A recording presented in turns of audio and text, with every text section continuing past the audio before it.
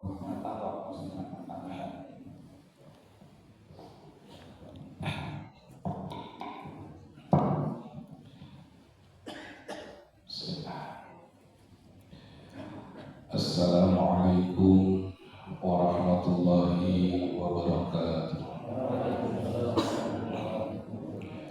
Bismillahirrahmanirrahim. Alhamdulillahi rabbil alamin. Wa bihi nasta'inu ala umuri dunya waddin. Wa sallallahu wa sallama ala sayyidina Muhammadin sallallahu alaihi wasallam wa ala alihi wa sahbihi ajma'in. Wa la hawla wa la quwwata illa billahil aliyyil azim. Amma ba'du.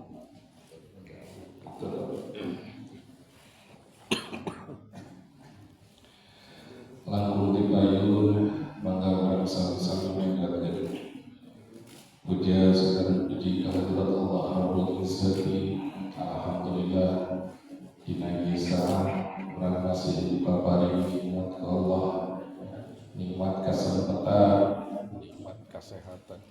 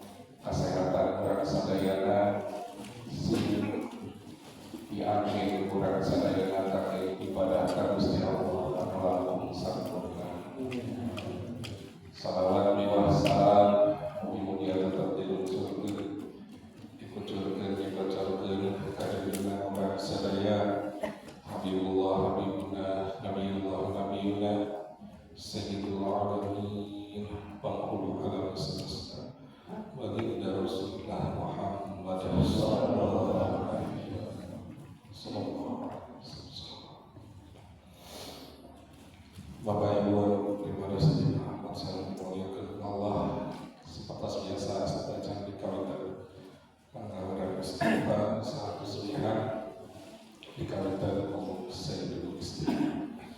Bismillahirrahmanirrahim. Allahumma anta rabbi la ilaha illa anta khalaqtani wa ana 'abduka wa ana ala ahdika wa wa'dika mastata'tu a'udzu bika min syarri ma sana'tu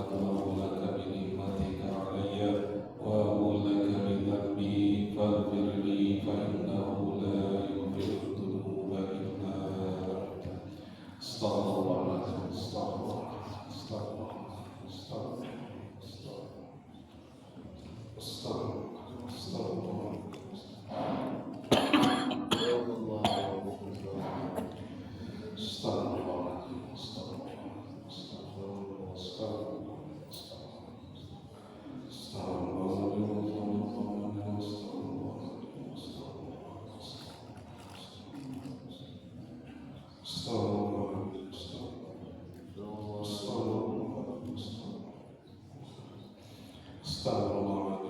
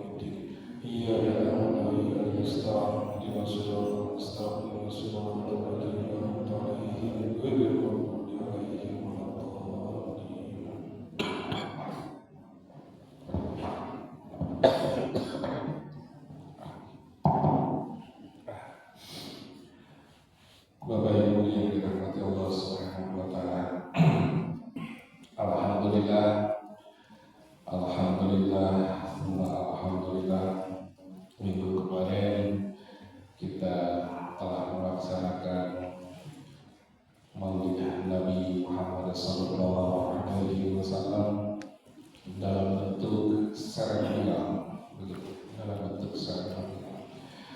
Dan alhamdulillah perayaan Maulid yang dicontohkan oleh para ulama dari awal dilaksanakannya Maulid Sultan Al-Mudaffar yang pertama kali mengadakan seremonial Maulid Nabi Sallallahu Alaihi Wasallam itu kurang lebih seperti itu. 4 hal dalam Maulid yang para ulama mengatakan minimal ada 4 di dalam perayaan Maulid.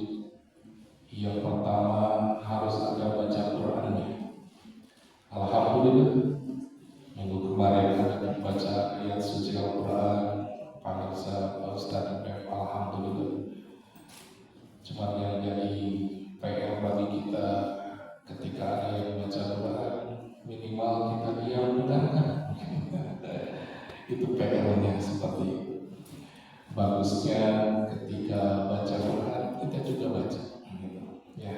Tapi alhamdulillah pelaksanaannya kita bisa mendengarkan, sebagian besar kita bisa memperhatikan dan membaca Al-Quran.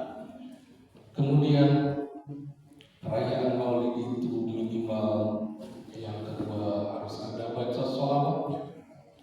Alhamdulillah kemarin kita baca sholawat dengan bersama-sama, sehingga mudah-mudahan dengan baca sholawat itu kita termasuk ke dalam golongan orang-orang yang mencintai baginda Nabi Muhammad SAW.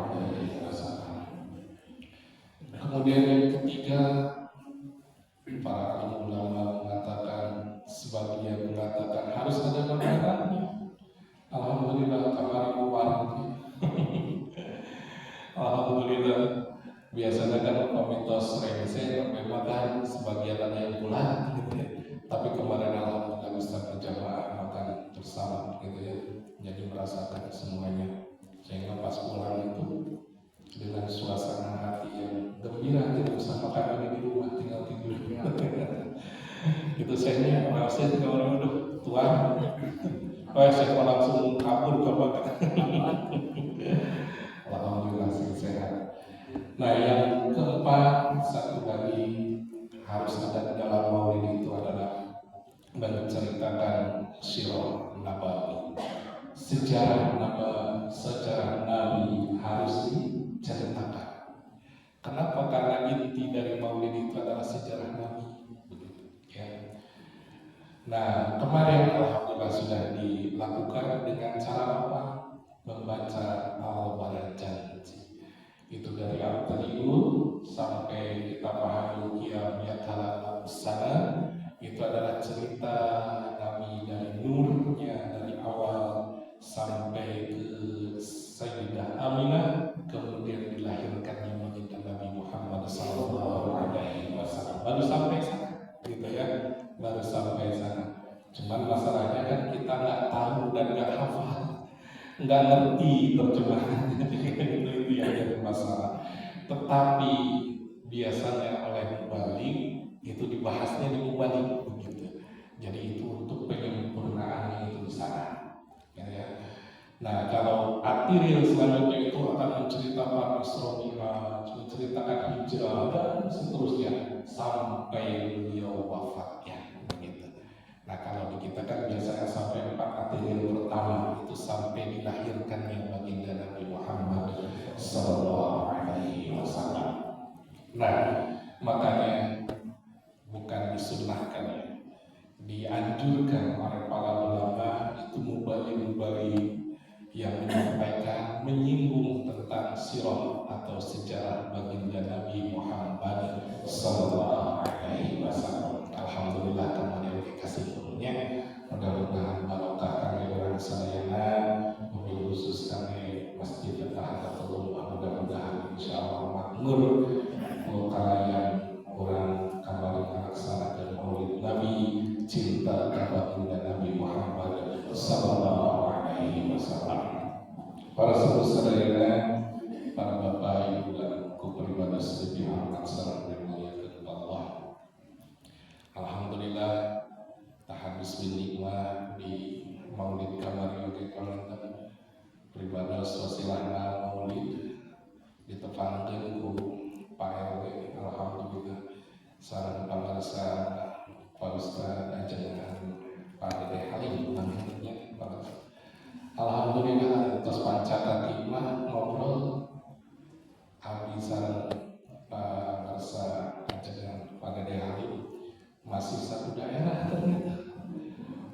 ngobrol mau bentang kampung ya Allah astagfirullah.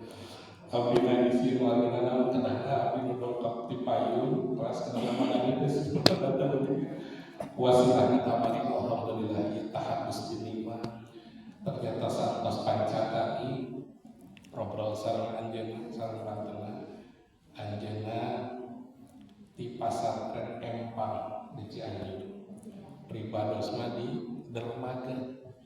Ternyata mama dermaga mama Hulaini sareng mama Empang teh guru pangarsa Pak Dede Hati saguru saya anjeunna mama Empang sareng mama dermaga teh murid langsungna mama Ahmad Syatimi Mahagen Turun.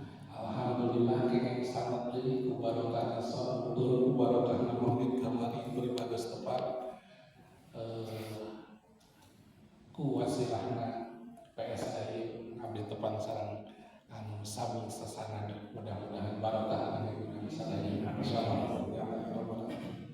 Alhamdulillah mung pada anjeunna mah langkung dalam mangeuti dina pemahaman agama abdi mah wong sakit kituna aku tadi bae sadaya da abdi mah rada kaya itu rada ngawas rada belang beton kemardikan bagi sekolah dan rada ieu gitu untuk saya mudah-mudahan we bisa alita eta barokah kangge urang sadayana da abdi emut saur pun guru kagem kawartosan ari kapungkur masih ngemut abdi teh.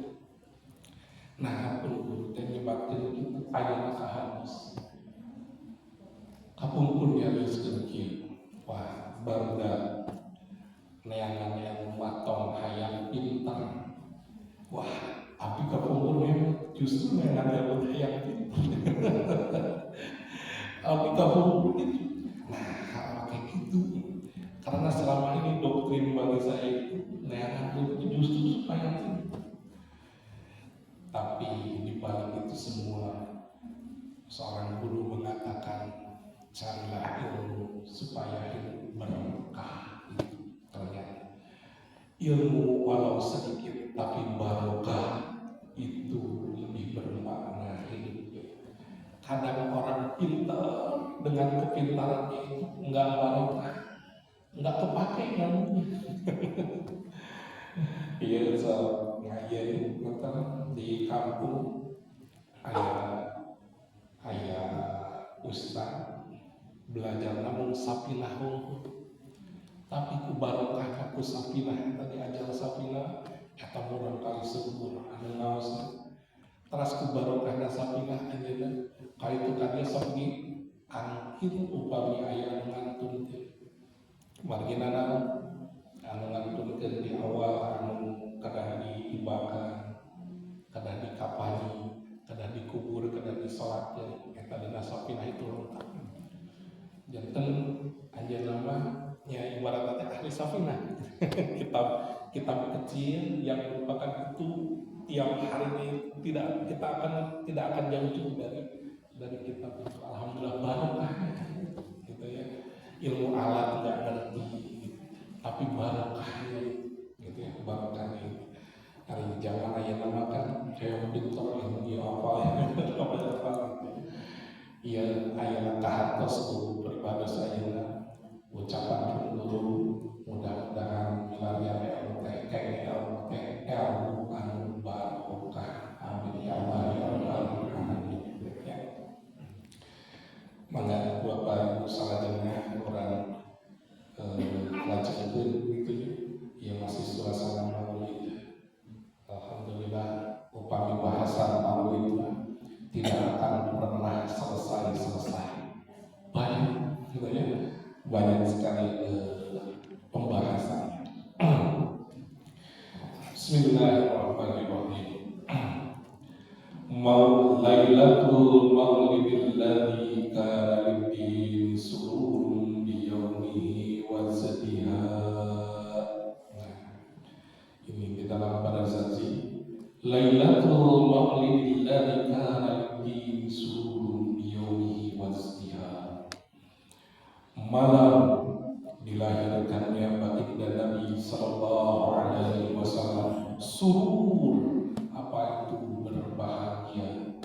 Kenapa? Karena lidin, karena syariat agama akan ditegakkan. Jadi berbahagia, kenapa? Karena syariat agama nanti dengan lahirnya baginda Nabi akan ditegakkan. Sehingga Bapak Ibu semuanya, ketika kita akan melakukan sesuatu apapun dalam bentuk syariat, bagusnya berterima kasih kepada Allah, berterima kasih kepada baginda Nabi Muhammad sallallahu alaihi wasallam. Minimal mengucap alhamdulillah, begitu.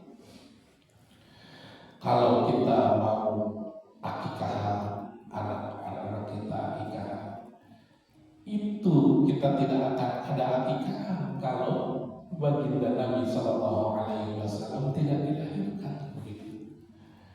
Sama kita itu sama dengan acara-acara keagamaan kita tidak akan sama seperti dengan kajian ahad subuh seperti ini.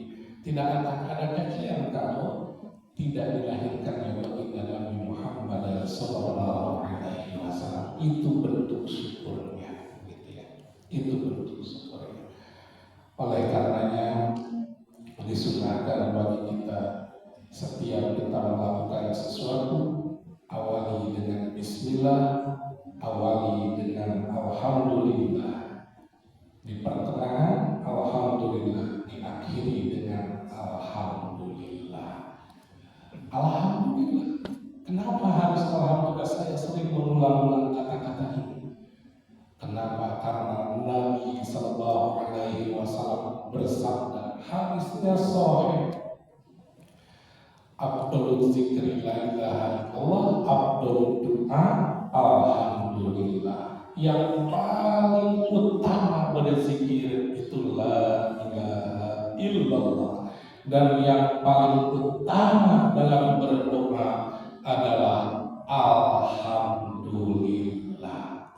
Ternyata itu doa orang panjang sampai yang sanggup banyak doa. Ternyata yang paling abdol, yang paling utama berdoa itu adalah alhamdulillah. Makanya ketika mau berdoa biasanya imam diawali dengan alhamdulillahirabbil alamin, hamdan syakirin, hamdan da'imin. Itu adalah bentuk alhamdulillah. Oleh karenanya kita amalkan ya Bapak Ibu semuanya di rumah dan sebagainya. Setelah bismillah, alhamdulillah. Minimal awali dengan bismillah, akhiri dengan alhamdulillah. Lebih bagusnya bismillah, alhamdulillah, kemudian diakhiri dengan alhamdulillah. Mudah-mudahan biasa amal kita. Yauma nalat biwawmi hibnati wahmin min fakhari ma'am tadalahun nisa. Hari di mana diberikannya kemuliaan kepada siapa? Ibnu Wahab, putrinya Wahab. Siapa putri Wahab itu? Putri Wahab itu adalah Sayyidah Aminah. Min fakhari ma taladun nisa. Jadi belum pernah satu manusia atau satu wanita pun yang diberikan kemuliaan seperti kepada Sayyidah Aminah. Begitu. Jadi Sayyidah Aminah itu manusia atau perempuan yang mulia. Pertanyaan selanjutnya, bagaimana dengan Sayyidah Maryam? Makanya dibacakan di Maulid Al-Barjani selanjutnya, wa atat ummaha bi afdala mimma hamalat qablu Maryam al-adra.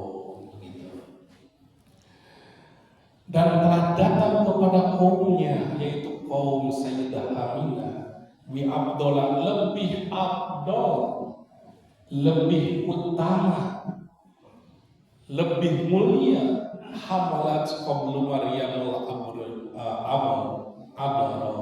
daripada kehamilan yang sebelumnya pernah terjadi. Siapa? Sayyidah Maryam yang suci atau perawan. Jadi di sini Syekh Al-Albani kemudian disyaratkan oleh Syekh Nawawi mengatakan bahwa kehamilan Sayyidah Aminah itu lebih utama, lebih mulia daripada kehamilan Sayyidah Maryam yang perawan itu.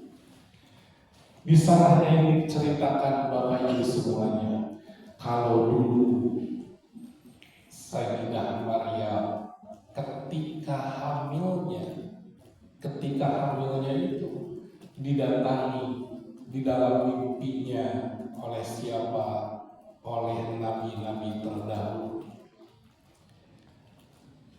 Nah, Siti Maryam saja didatangi oleh nabi-nabi terdahulu, apalagi Sayyidah Aminah yang lebih afdal, yang lebih utama, pasti didatangi oleh nabi-nabi terdahulu.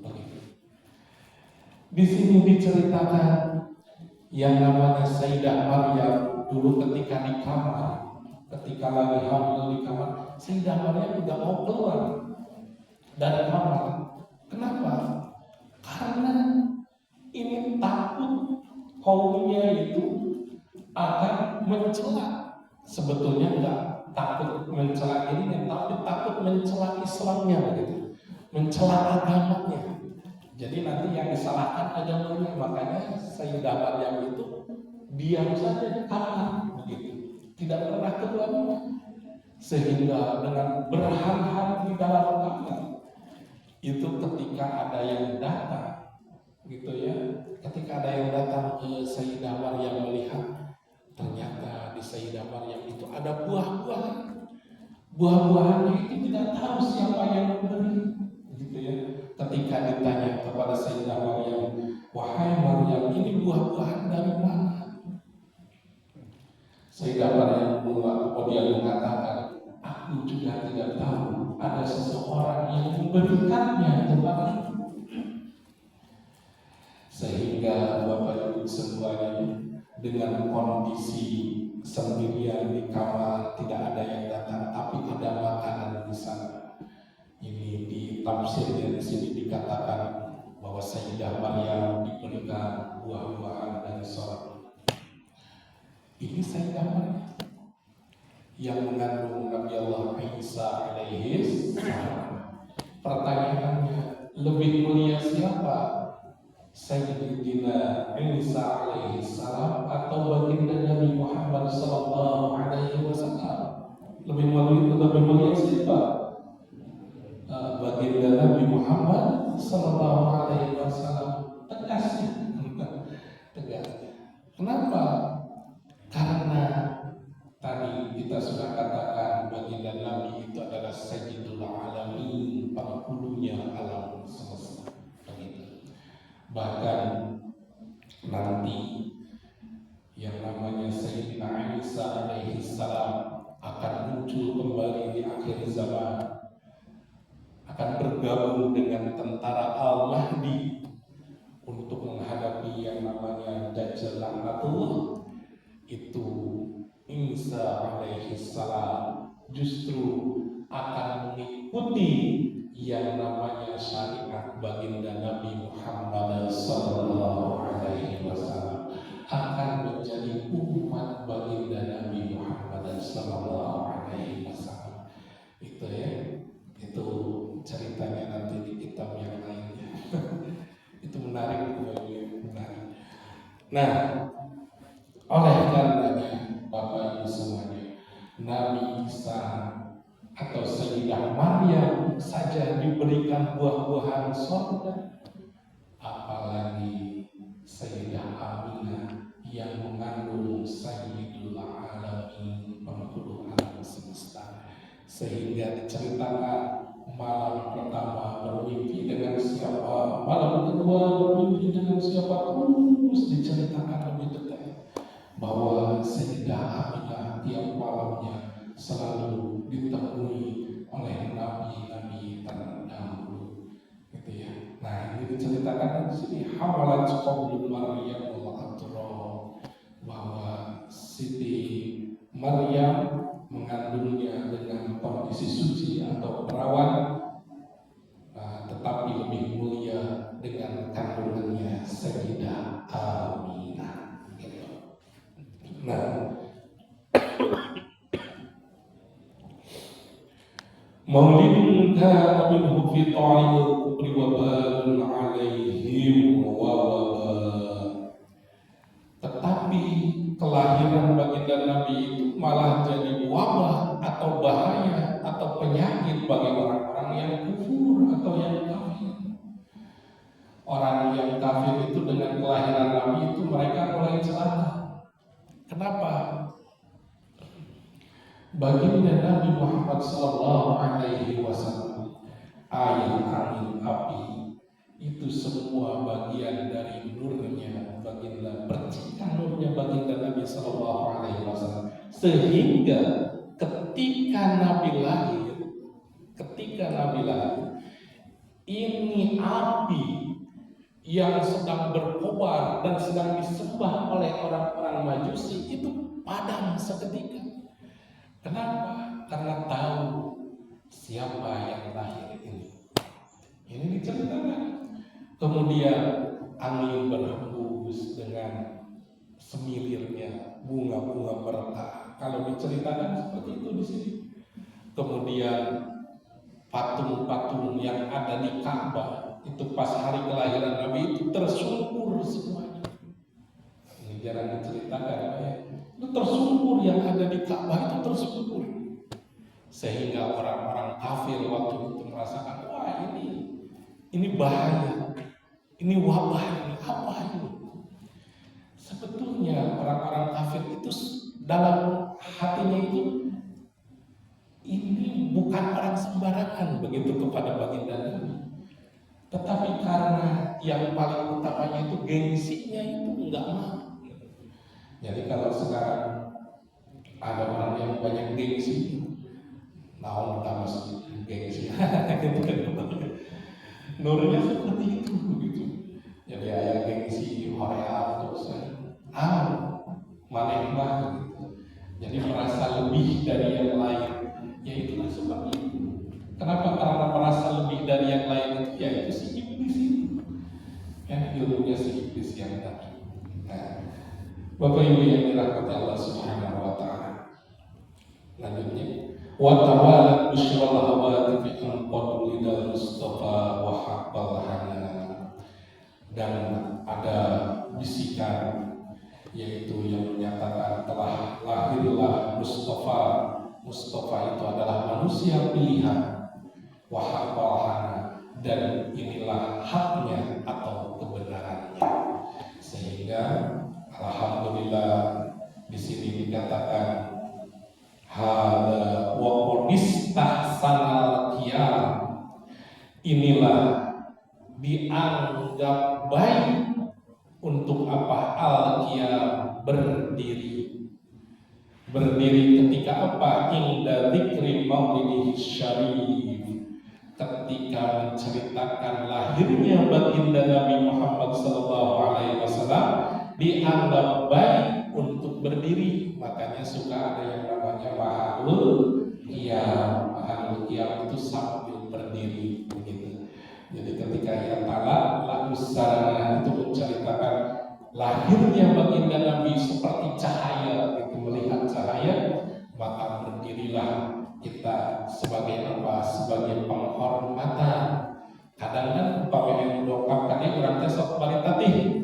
Ada orang yang kita hormati yang datang, kita berdiri, itu untuk menghormati. Nah sama di sini pun seperti ini, begitu ya. Nah dianggap baik. Dawu riwayat warawiyah. Fatuba liman kana ta'zimuhu sallallahu alaihi wasallam ghayatan awamihi wa waqta. Maka keberuntunganlah bagi orang yang mentakzim, yang mengagungkan dan memuliakan kelahiran baginda Nabi Muhammad SAW sebagai tujuannya. Ini di berjanjinya seperti itu. Nah, Bapak Ibu semuanya yang dirahmati Allah Subhanahu wa taala, sehingga pantas bagi kita, bahkan mungkin kalau ada yang mengatakan dari segi ilmu tasawufnya atau dari segi ilmu batinnya, wajib bagi kita untuk bersolawat kepada baginda Nabi Muhammad SAW. Kalau dari segi ilmu fikih enggak, tapi kalau dari segi ilmu tasawuf itu wajib bagi kita untuk bersolawat kepada Nabi, begitu. Sehingga kenapa kita harus solawat begitu ya. Bahkan di dalam satu keterangan ini di dalam kitab diceritakan, Imam Nawawi mengatakan begini, kalau ada istighfar dengan sholawat, mana itu yang lebih utama? Antara istighfar dengan sholawat, mana yang lebih utama? Nah, kalau istighfar, Bapak, kita memohon ampun kepada Allah langsung meminta kepada Allah. Pertanyaannya, apakah dikabulkan? Ternyata kita banyak dosanya. Ternyata kita banyak dosanya. Nah, kalau sholawat ini di dalam keterangan baginda Nabi mengatakan, man shalla alayya wahidan sallallahu alaihi wasallam. Barang siapa yang bersolawat kepadamu sekali saja, maka Allah akan bersolawat kepadamu 10 kali. Gitu. Ini ceritanya tidak diwajibkan sholawat itu dengan khusyuk, cuma baca saja, begitu. Itu bedanya. Gitu ya. Sehingga ini Imam Nawawi yang mengatakan, untuk bagi kita antara istighfar dengan sholawat, lebih baikkan mana atau lebih afdol yang mana? Ini sama-sama afdol, terkecuali dengan berbeda kondisi. Kalau Bapak Ibu tengah malam sendirian memohon kepada Allah dengan kekhusyuannya itu istighfar yang banyak. Tapi ingat, diakhiri dengan sholawat, begitu. Tetapi kalau umpamanya kita lagi banyak kerjaan di jalan, di perjalanan, naik motor, naik mobil, apakah istighfar atau sholawat? Sholawat yang lebih utama. Kenapa? Karena kita tidak konsentrasi untuk khusyuk saja, insya Allah itu diterima sholawatnya, begitu. Kalau istighfar harus khusyuk. Kalau di jalan khusyuknya gitu ya, di jalan sholawat. Tapi kalau kita dalam kesendirian, kita beristighfar diakhiri dengan sholawat. Sehingga alhamdulillah kita tiap subuh, ahad subuh kita istighfar, tapi diakhiri dengan sholawat, itu maksudnya, gitu ya. Nah, sebetulnya kalau di pengajian-pengajian di saya di Cianjur itu istighfarnya tidak terlalu banyak, justru sholawatnya yang diperbanyak, gitu ya. Nah, di sini alhamdulillah karena kemarin dengan wasilahnya Pak Haji, kita akan lanjutkan 100 istighfar itu, kita istiqomahkan. Mudah-mudahan jadi kebaikan untuk kita dan kebaikan yang mulainya, itu Pak Hajinya, gitu ya. Tapi diakhiri juga dengan sholawat. Mudah-mudahan barokah untuk kita semua. Amin ya rabbal alamin. Selanjutnya di sini diceritakan bahwa Abu Bakar As-Siddiq, Abu Bakar As-Siddiq mengatakan, man anfaqa dirhaman fi maulidin Nabi sallallahu alaihi wasallam kana fi fil jannah. Barang siapa yang berinfak dirham itu uang, yang menginfakkan uangnya untuk acara maulid Nabi sallallahu alaihi wasallam, kana fi fil jannah, insya Allah nanti di surga akan bersama Nabi dan bersama para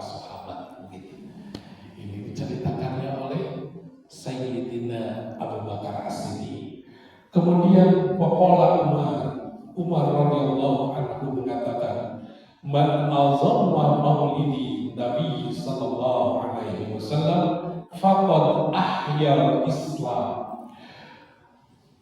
Barang siapa yang mengagungkan maulid Nabi Muhammad sallallahu alaihi wasallam faqad ahyal Islam, maka ia sebetulnya sudah menghidup-hidupkan agama Islam. Ahyal Islam itu menurut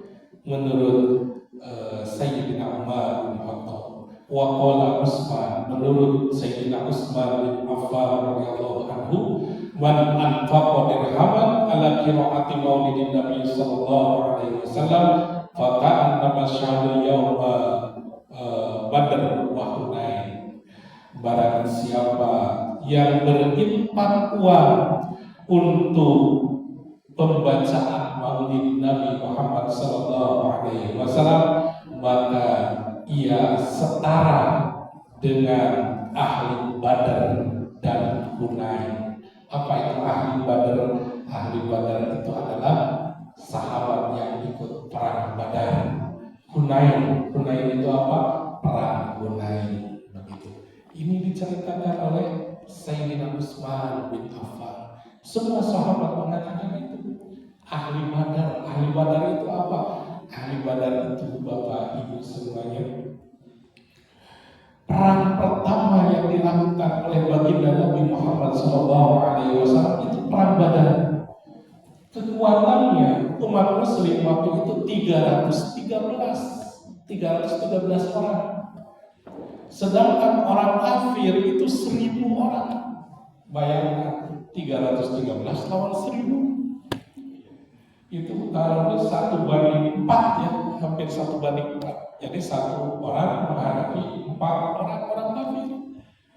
Persenjataan orang kafir lengkap semuanya. Umat Islam belum terlalu banyak, hanya beberapa yang memakai baju besi begitu. Itu di perang Badar. Tetapi alhamdulillah Allah turunkan malaikat yang membantu sehingga bisa mengalahkan orang-orang kafir waktu itu. Itulah ahli Badar. Ya, perang Badar 313. Ini angka 313 ini luar biasa Pak. Orang tasawuf ini kalau menceritakan ahli Badar 313 bukan 212. 313 ya. Nah, 313 itu kalau diceritakan ini panjang sekali. Ada apa dengan angka 313? Ternyata 313 itu jumlah Rasul. Jumlah Rasul yang diutus oleh Allah itu 313. Itu angka. Kalau jumlah Nabi 124.000. Ini ada apa angka 313? Kalau diceritakan dan dibahas itu banyak sekali, gitu ya. Nah, itulah ahli Badar. Sehingga Sayyidina Utsman mengatakan itu, barang siapa yang berinfak untuk maulid Nabi sallallahu alaihi wasallam, maka seperti ahli Badar. Ahli Badar, sehingga Nahdlatul Ulama mengatakan Salatullah salamullah ala toha rasulillah, salatullah salamullah ala yasin. Itu salawat Badar. Ada salawat Badar itu Nahdlatul Ulama yang menciptakan salawat itu, gitu ya, yang menuliskan salawat itu, sehingga kita salatullah salamullah. Jadi ketika dulu ada perang zaman dulu kemerdekaan, itu pakai salawat itu, salamullah begitu ya, itu ceritanya. Tetapi saya ada yang tidak paham sehingga membid'ahkan yang namanya salawat ini, begitu ya. Tapi bagi kita salawat saja, salawat Badar.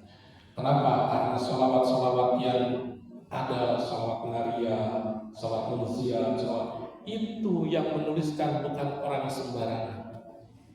Itu insya Allah wali-wali Allah yang menuliskan itu.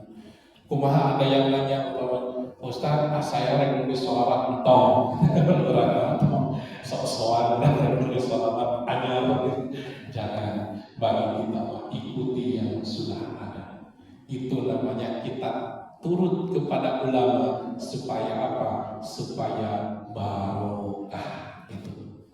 Karena saya sering mengatakan ikut Nabi, ikut sunnah Nabi, ikut sahabat, ikut ulama. Kalau ikut ulama kita insya Allah tabarruk atau mendapatkan barokah.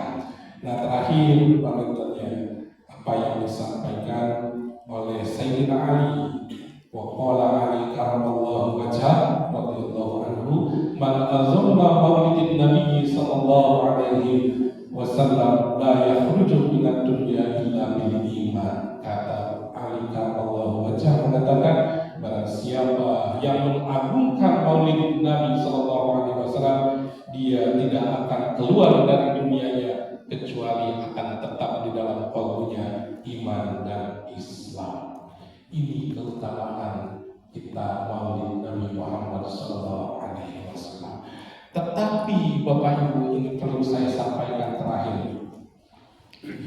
Kita sering dengar ada yang mengatakan, punten, Nabi sallallahu alaihi wasallam bersabda, man azamma maulidi kuntu syafi'an li yaumil qiyamah syafi'an li ashabi, begitu ya. Nabi sallallahu alaihi wasallam katakan, barang siapa yang mengagungkan maulidku nanti di akhir kiamat akan diberikan syafaat. Mohon maaf Bapak Ibu kalau yang sahih saya sampaikan, kalaupun yang doi saya sampaikan. Kalau doi tidak masalah, ini yang paling parah adalah doi banget sampai maulid itu yang bermasalah, begitu ya. Kalau yang hadis tadi mohon maaf sudah saya konfirmasi kepada ahli hadis gitu ya. Itu cenderungnya hadisnya dhaif sekali atau mendekati maulid, bahkan dikatakan maulid. Sehingga saya tidak pernah sekarang itu tidak pernah menggunakan hadis yang tadi man azamma maulidi kuntu syafi'an. Itu tidak ada di dalam hadis yang baik itu, di kutubus sittah yang 7 itu enggak ada. Jadi itu hadisnya sangat dhaif, sehingga lebih dekat dengan perkataan Sayyidina Umar, Sayyidina Abu Bakar, Utsman, Ali. Itu bisa dijadikan hujahnya. Jangan mengatakan yang tadi, yang seperti tadi hadis itu menurut ahli hadis itu bukan hadis yang sahih. Perlu saya sampaikan Bapak Ibu ya, supaya apa? Supaya kita memperingati Nabi. Oh kata Nabi ini enggak, ini kata sahabat, begitu ya. Sehingga kita dalam melaksanakannya, insya Allah ikut sahabat pun itu merupakan sunnah, begitu ya. Yang namanya sunnah itu ikut Nabi dan ikut sahabat itu sunnah. Kenapa? Karena Nabi menyuruhnya adalah ke kita itu ikutlah aku kata Nabi dan ikutlah sahabatku, begitu. Ini perkataan sahabat baginda Nabi Muhammad sallallahu alaihi wasallam.